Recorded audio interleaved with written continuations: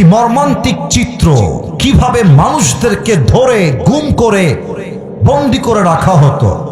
এই দৃশ্য দেখার পরেও যারা বলবে আগেই ভালো ছিলাম, আগের দিন ভালো ছিল, এই ছিল সেই ছিল, এই জুলুম, এবং ওই আয়না ঘর দেখার পরেও যারা বলবে আগেই ভালো ছিলাম, তারা আবু জেহেলের সন্তান। কিভাবে মানুষকে কারেন্টের শক দেওয়া হতো, সেই চেয়ারটা আমি আজকে দেখলাম ফেসবুকে। মানুষকে দুই হাত এইভাবে বেঁধে দিয়ে কারেন্টের শক দেওয়া হতো। অসহায় মানুষগুলো চিৎকার করত। ছোট্ট একটা বাথরুম দিয়েছে, ইস, একজন সেনা, দেশের একজন সোলজার, তাকেও সেখানে গুম করে আটকে রাখা হয়েছিল।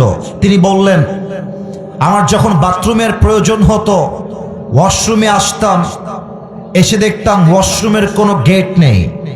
লজ্জাস্থান ঢাকার জন্য বদনা ইউজ করতাম, সামনে বদনা রাখতাম, এবং আমার কাছে বড্ড অবাক লাগতো, মাঝে মাঝে রুমের মধ্য হতেও নারীর কান্নার আওয়াজ শুনতে পেতাম, যুবকের কান্নার আওয়াজ শুনতে পেতাম। এটা প্রমাণ করছে 5 আগস্টের পূর্বে হাজার হাজার মানুষকে নির্বিচারে হত্যা করা হয়েছে জয়পুরহাটের ভাড়া।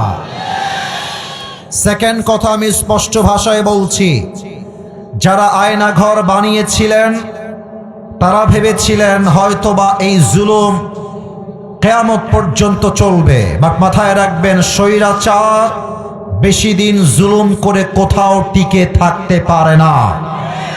এখান থেকে আপনাকে শিক্ষা গ্রহণ করতে হবে।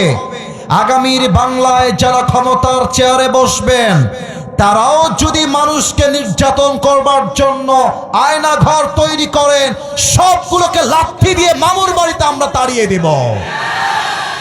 স্পষ্ট ভাষায় বলছি, আমি জানি হয়তোবা অনেকের কথাগুলো গায়ে লাগতে পারে, একটু চুলকানিও হতে পারে অনেকের এই কথাগুলো শুনলে, তবে স্পষ্ট ভাষায় বলছি, আগামীতে কোনো জুলুমের বাংলাদেশ চলবে না।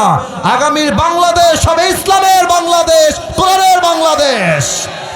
এবং আমি স্পষ্ট ভাষায় শেষ কথা বলে শেষ করতে চাই, যদি কেউ বাংলার মাটিতে ইসলামের রাজ কায়েম হওয়ার ক্ষেত্রে বাধা হয়ে দাঁড়ান, গুলি করতে চান, আমরা শহীদ আবু সাইদের মতো 2 হাত পেকে আমাদের বুকটা বন্দুকের সামনে পেতে দেব।